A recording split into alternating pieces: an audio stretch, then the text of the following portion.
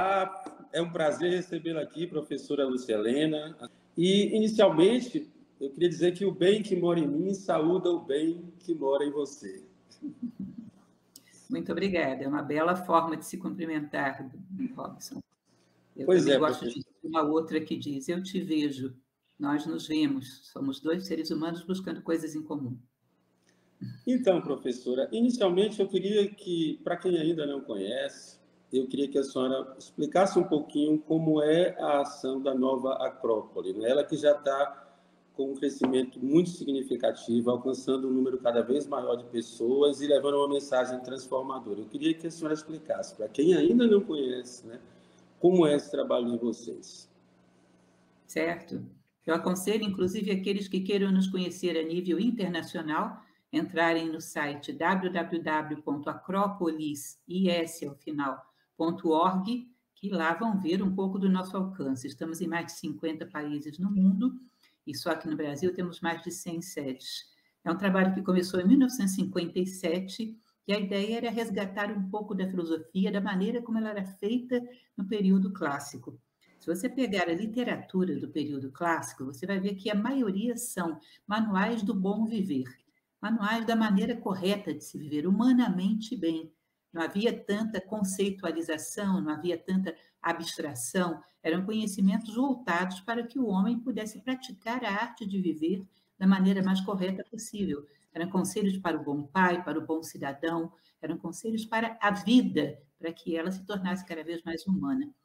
Com o passar do tempo, por uma série de fatores históricos, isso foi criando algumas diferenças. O que nós procuramos fazer agora, desde o século XX, século passado, em que nascemos, não é? É trazer de volta essa filosofia à maneira clássica. Não significa que falamos só de coisas do período clássico, falamos do homem de hoje, da vida de hoje, mas com aquele critério de criar um conhecimento que atenda às necessidades do homem, que possa ajudá-lo a viver melhor, humanamente melhor, ou seja, com mais valores, com mais virtudes, com mais sabedoria. E assim somos uma escola de filosofia à maneira clássica, que ministra cursos e palestras pelo mundo afora, ensinando a usar a filosofia como arte de viver.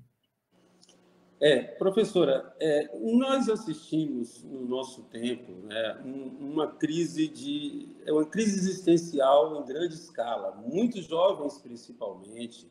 Eu às vezes converso com profissionais da área de saúde, com profissionais da área de educação, e os relatos de pessoas que estão perdidas, né, que perderam o rumo. Tem uma frase acho que é do Sêneca, que ele diz: se você não sabe para onde está indo, nenhum vento é favorável, não é isso?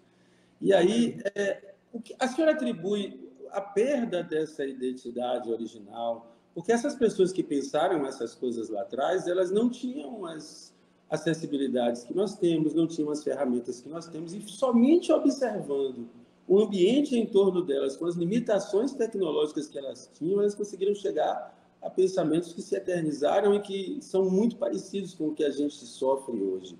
Não é? A senhora acha que atribuiria a quê essa epidemia de sofrimento que a humanidade está atravessando, professora? Porque essas pessoas lá de trás sabiam olhar para dentro, e não apenas para fora. E em termos de tecnologia, para olhar para dentro, elas possuíam muito mais do que nós. Nós perdemos completamente essa tecnologia. O que eu vejo, sobretudo no caso dos jovens, das crianças, é o fato de que, na infância, a gente sonha com contos de fada, com príncipes bondosos que combatem dragões, que combatem bruxas malvadas, ou seja, sempre buscando o bem. Quando chega na adolescência, o jovem ou adolescente, ele quer viver esses contos, ele quer aventuras ecológicas, caminhadas, body jumping, ele quer viver aquelas aventuras com as quais ele se deslumbrou na infância.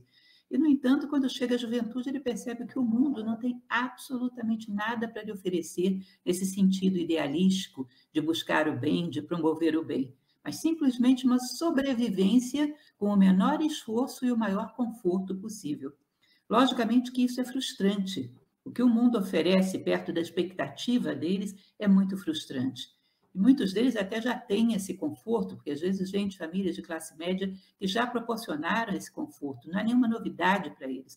Eles esperavam algo mais, algo maior, algo que desse um sentido épico, heróico à vida, algo que pudesse fazer com que eles marcassem a sua passagem. E a vida não oferece nada. Sobreviver fazendo o mínimo esforço possível e tendo o maior ganho possível, desfrutando do maior conforto e entregando-se aos seus prazeres instintivos, enfim, nada mais do que isso. Logicamente, isso é frustrante. Quando não oferecemos nada para o jovem, muitas vezes ou ele desmorona por dentro, com uma crise existencial fora do comum, ou desmorona por fora, com uma série de vícios, de fugas, ou os dois ao mesmo tempo, que ainda é pior e mais comum. Professora, baseado no que a senhora falou no início dessa resposta, a gente poderia, então, intuir que as pessoas que faziam esse mergulho é porque elas tinham menos apelos externos também, né? Elas teriam, digamos assim, muito mais tempo, porque tempo é talvez o capital mais precioso da existência humana, e silêncio e oportunidade para fazer essa viagem. Hoje nós temos um mundo muito apelativo, exteriormente falando, né? Então a gente já não fala mais de caverna, a gente já fala de Matrix, né? Tamanhos apelos que nos cercam e que nos confundem em relação à realidade. Eu vi uma frase muito bonita, acho que eu estava lendo, era Suma contra os Gentios, de Tomás de Aquino, né? E também já vi isso em Plotino, né? Que a verdade ela não é criada, ela é percebida.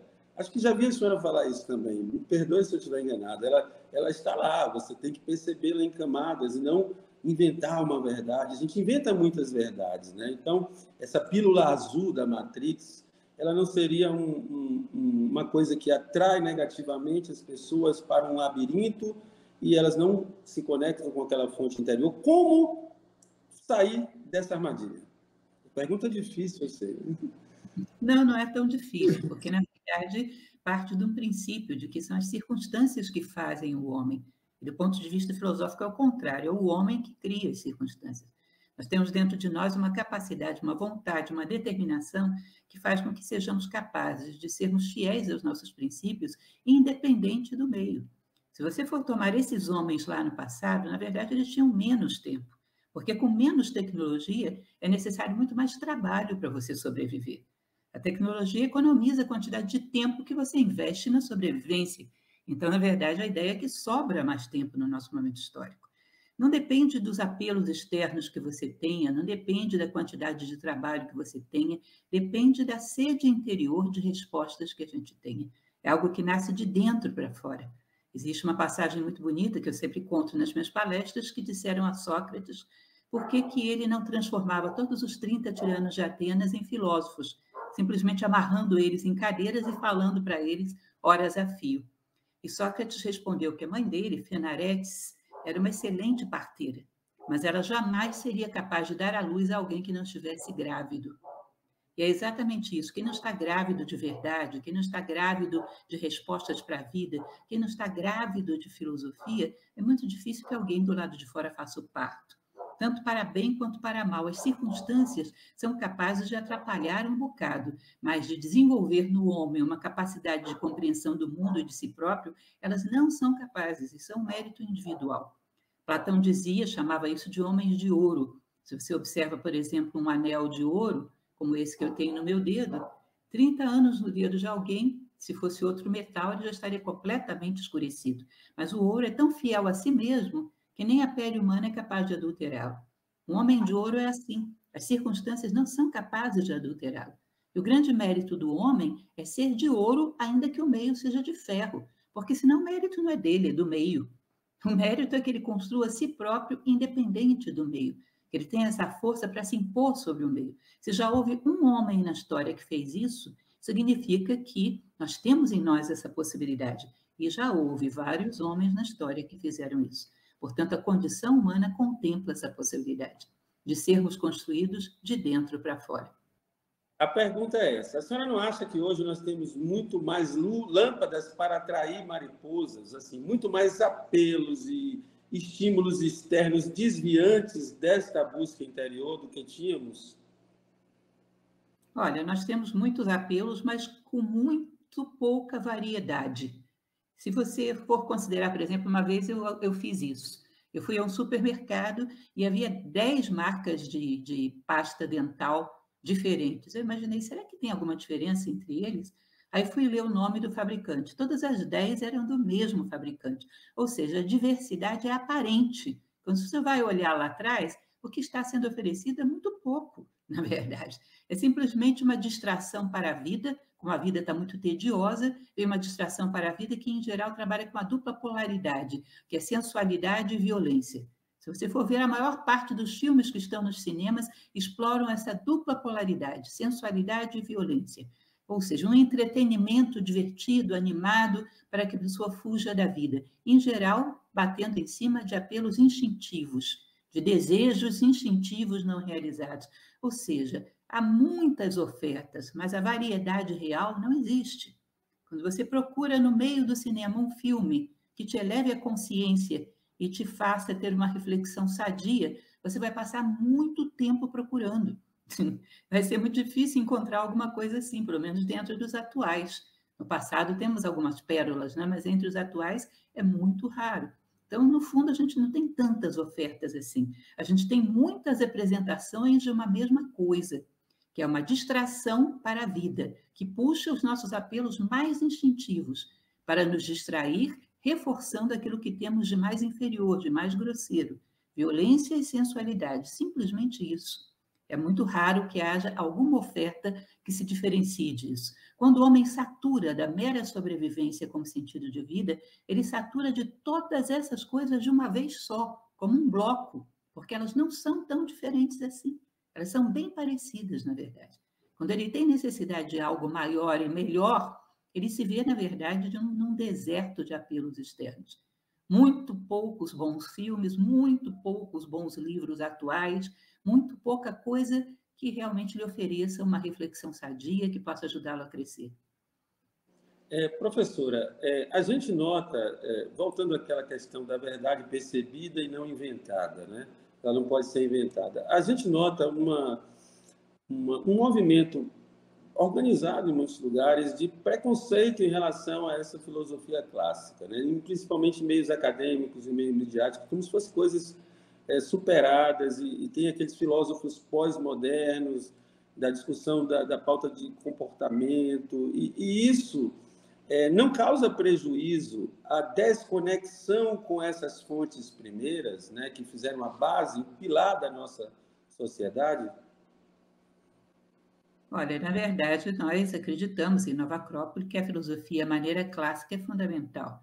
Eu acredito que cada coisa tem a sua utilidade. Um estudo conceitual do pensamento humano pode ter lá a sua utilidade, mas não é muito prático. Esse estudo da filosofia contemporânea exaustivo sobre conceitos não responde a nenhuma das necessidades do homem contemporâneo. O homem contemporâneo precisa de respostas para a sua vida, para as suas angústias existenciais, para a dor, para a perda, para o medo, para a falta de controle sobre si próprio. E esses largos estudos conceituais, altamente intelectualizados, não trazem nenhuma palavra de resposta a isso. Portanto, nós temos um momento onde é necessário coisas que tenham uma conexão com a vida. O homem está muito carente disso. Ele procura isso em muitos lugares e muitas vezes não encontra, e a filosofia nasceu para isso. Está na hora da filosofia voltar a ocupar o seu lugar dentro da sociedade, que é oferecer respostas humanas para a vida, ou seja, respostas que humanizem, que levem o homem na direção daquilo que lhe corresponde, valores, virtudes e sabedoria, como já falamos. Professora, outra questão que eu acho muito importante na atualidade é a questão da linguagem, né? Uma ideia ela não viaja de um ser humano até outro se não tiver um símbolo para representá-la, não é? E todo esse processo de descaracterização da cultura, ele vai tirando, inclusive, de circulação termos, né, e símbolos, imagens que seriam essenciais para passar determinado conceito. Então, e tem um paradoxo horroroso aí, na minha opinião, que é que quem sabe mais é que tem que descer para poder se fazer entender. Nós que trabalhamos com comunicação, hoje em dia a gente tem muito mais cuidado para falar determinadas palavras, termos, para ser compreendido. Quer dizer, a gente tem uma preocupação ao contrário. O empobrecimento da linguagem é um sintoma do empobrecimento das ideias. Há uma comunicação entre esses dois mundos, mas ele também reforça o empobrecimento das ideias. A partir do momento que já não há mais nenhuma necessidade de embelezar a fala, de ter uma fala que que seja adequada para refletir sentimentos elevados. Imagine que eu tenha um sentimento místico, um grande amor a Deus. Expressar numa linguagem muito pobre fica muito difícil. Portanto, cada vez eu tenho menos esses sentimentos, porque eles já não encontram uma expressão adequada. Ou seja, esses dois mundos se reforçam mutuamente. Eu vou empobrecendo as manifestações da linguagem, e elas vão se tornando impróprias para falar de coisas nobres, de coisas elevadas. Portanto, as coisas nobres e elevadas vão escasseando cada vez mais. Eu não falaria de um profundo momento de oração, de mística, de percepção das leis do universo, usando um vocabulário grosseiro e vulgar, não cabe. Então, se não há vocabulário, a gente não fala mais dessas coisas. Então, esses dois mundos vão se reforçando, com certeza.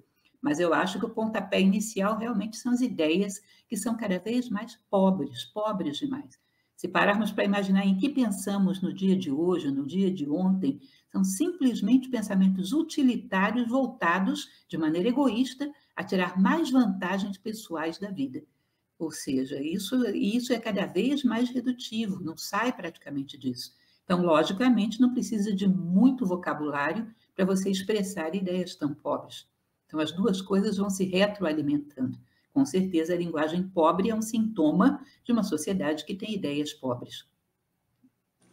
Professora, aí voltando àquela questão do que não sabe para onde está indo, nem o vento é favorável, né? A senhora fala muito nos seus pronunciamentos aí na internet, eu ouço, sobre a importância de ter uma meta, de ter objetivos, de ter um plano, né, determinado sobre quem você quer ser.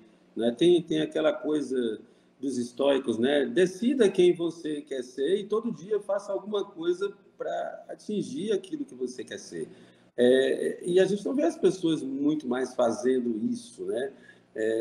O que é que essa ausência de uma meta, de um objetivo, a gente tem autores até mais modernos, assim, como Jordan Peterson, por exemplo, que bate muito nessa tecla, né? Você tem que ter a questão da organização. O mundo não é caos, é cosmo, é ordem, né? Então, a senhora não vê também a necessidade disso ser valorizado em grande escala? Sim, com certeza. Também gosto muito de Peterson. É interessante que nós estamos num mundo que nós não sabemos onde queremos chegar com as coisas, com a nossa ação, com a nossa vida, inclusive. Então, é como se você imaginasse alguém que tem uma bicicleta, mas sabe onde quer chegar.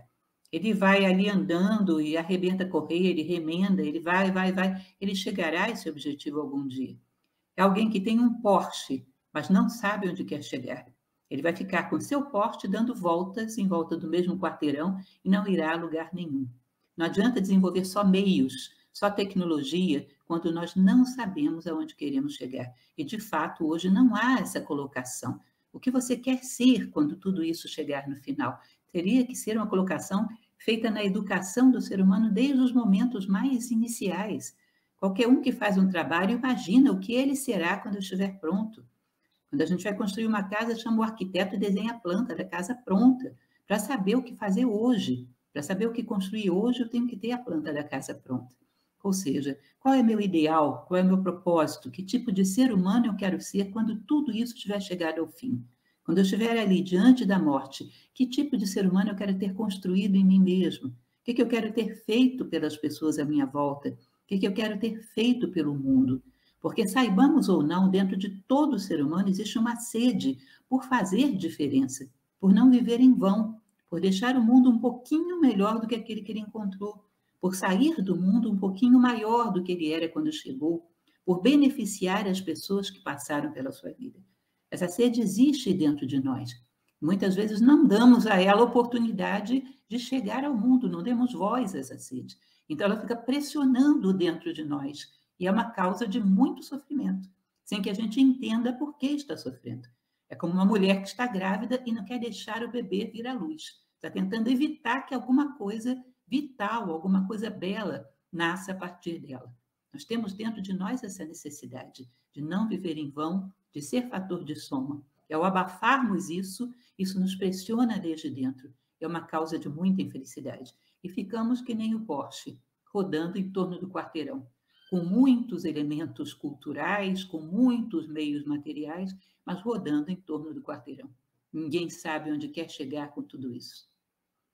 Professor, agora, já avançando um pouco no tema da sua palestra aqui, não é?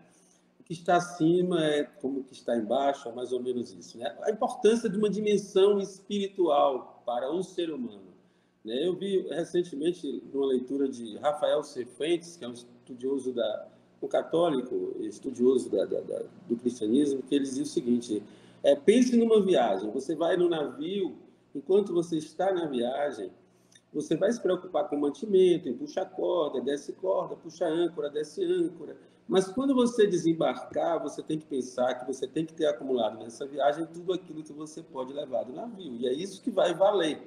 Não é a comida que você comeu no navio, não são os objetos, os mantimentos.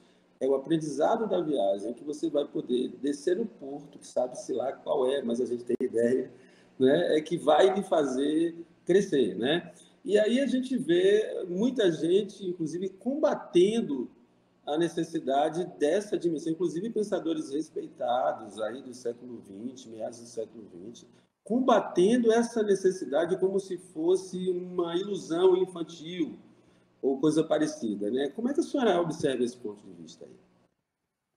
Bom, eu não vou desrespeitar o ponto de vista de ninguém, mas o que eu posso falar é do meu processo, do processo de um filósofo. A gente observa a natureza e percebe que tudo caminha para a unidade. Partículas se unem e formam um átomo, que se une e forma uma molécula, e um átomo pode mais do que partículas esparsas. Uma molécula pode mais do que um átomo. A natureza vai unindo para potencializar. Ela une vários corpos estelares em torno de uma estrela e forma um sistema solar. E esse sistema solar pode, inclusive, chegar a abrigar a vida. Ela vai unindo para potencializar. E isso é o curso da natureza. Então, nós percebemos que à medida que nós vamos também nos unindo internamente com harmonia, com autoconhecimento, externamente com fraternidade, com empatia, também vamos nos potencializando.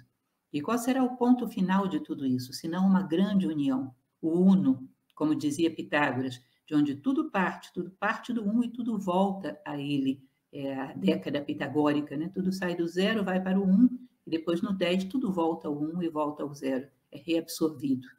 Ou seja, quando a gente observa a vida com uma certa lógica, a gente percebe que tem algo maior para o qual tudo isso trabalha, tem algo maior para o qual tudo isso soma, né? Que nós somos talvez um episódio desse algo maior. Se esse uno, esse algo maior, você chama de um nome ou de outro, isso é algo que eu respeito e cada um terá a sua particular forma de visão. Mas achar que o universo é caótico é ignorar a inteligência que existe à nossa volta. Tanto dentro quanto fora de nós existe inteligência pelos 4 cantos do universo. E essa inteligência trabalha para uma unidade. Até do ponto de vista científico, todo mundo fala, hoje, na ciência, que tudo partiu de uma singularidade, ou seja, um ponto. E, de uma certa maneira, parece que volta para ele, né? Então, essa percepção da natureza à nossa volta, da nossa própria natureza humana, nos dá uma percepção de uma lógica, de um sentido, nos leva a confiar no universo, nos leva a perceber, como dizem os indianos, que o universo tem um dharma, uma lei, um braço de Deus estendido sobre o cosmos que nos leva de volta para casa. Agora, perceber ou não isso depende muito de cada um, do ponto de vista, do momento de cada um. Não sou eu que vou discutir a respeito disso. Mas, com certeza, quando a gente chega a perceber, conectar com isso, a gente tem uma confiança muito maior na vida e, portanto, está muito mais seguro, tem muito mais possibilidade de reagir às adversidades e tem muito mais possibilidade de saber qual é a sua direção evolutiva. Porque se tudo caminha para a unidade, é para lá também que eu vou. Através da empatia, através da fraternidade, através da solidariedade, de todos os valores e virtudes que trabalham para essa unidade. É para lá também que eu vou. Senão, eu posso muito bem ir na contramão do universo, que é o que nós fazemos hoje com o egoísmo cada vez maior. Cada um por si, sem haver nenhum Deus que esteja por todos. Ou seja, é um caos que a gente acaba internalizando psicologicamente e tendo também uma mente caótica, que não encontra uma saída para os seus problemas. Professora, eu gosto muito do pensamento de Carl Jung. Tem um livro dele, Psicologia das Religiões Orientais e Ocidentais, e ele acha e percebe até tribos que ele visitou na África, na América Latina, que existe uma base comum mitológica em todas as religiões. A senhora falou aí do hinduísmo, tem o taoísmo, o shintoísmo, e aí a gente tem o cristianismo. E se a gente se aprofundar, a senhora concorda que a gente encontra uma base de valores, pilares comuns? E a senhora vai falar do Hermes Trismegisto, que estava no Egito, mas a gente encontra, assim, sempre aquela mesma proposta básica e fundamental nessas religiões. A senhora concorda com isso? Sim, eu concordo. Concordo com Carl Jung, que eu também admiro profundamente. E, aliás, o elogio pelo seu bom gosto nas leituras. Muito Carl obrigado. Jung, obrigada. E tantos outros que falam a esse respeito, que nós temos diante de nós uma escada evolutiva que nos leva à plenitude da condição humana. Como tudo no universo é assim. Os minerais vão se tornando cada vez mais complexos até chegar à organização molecular de um diamante. As plantas vão se tornando cada vez mais complexas até chegar, sei lá, à complexidade de uma dicotiledônia. Os animais vão entrando num processo de complexidade até chegarem, talvez, à evolução dos mamíferos mais desenvolvidos. E o homem também tem uma evolução que o leva na direção da plenitude da condição humana, que é o máximo de sabedoria, o máximo de valores e o máximo de virtudes que nós possamos imaginar sob uma forma humana. Então, esse ápice que nos aproxima tanto de Deus, nos coloca cada vez mais a imagem e semelhança de Deus, como diz a tradição cristã, sede perfeitos como vosso Pai no céu é perfeito, né? Tudo que nos leva na direção de subirmos o próximo degrau, que nos incentiva a ir na direção disso que a natureza espera de nós, é uma mensagem religiosa, é uma mensagem de religare, de reaproximar os homens. Usando mais uma vez uma frase cristã, pelas vossas obras vos conhecerei. Ou seja, tudo que leva à unidade, tudo que religa o homem à unidade, tem um caráter verdadeiramente religioso.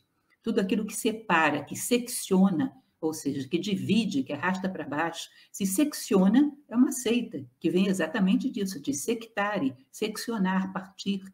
Ou seja, pelas vossas obras vos conhecerei. Eu acredito que na essência de todas aquelas que foram e que ainda são verdadeiras religiões, existe um espírito de elevar o homem à plenitude da condição humana, onde ele se torna mais próximo de Deus, com valores, com virtudes e com sabedoria. E percebo isso em tudo que, dentro da minha experiência, tenho tido até agora, percebo isso muito claramente. Pois é, professor, eu quero lhe agradecer em nome de toda a comunidade do nosso país pelo seu apostolado filosófico, me permita aí a expressão, e dizer que foi uma honra, um grande prazer. Eu espero que essa nossa conversa, com o que a senhora trouxe aqui, possa influenciar pessoas e transformar pessoas na medida do possível. Dizer que eu gostaria de ter outros encontros e outras conversas com a senhora como essa, com mais tempo, com mais vagar, e foi maravilhoso. Muito obrigado de coração, professora. Muito obrigado por ter nos atendido. Eu que agradeço. Um grande abraço para você e para todo mundo em Vitória da Conquista. Até breve. Paz e bem. Obrigada, igualmente.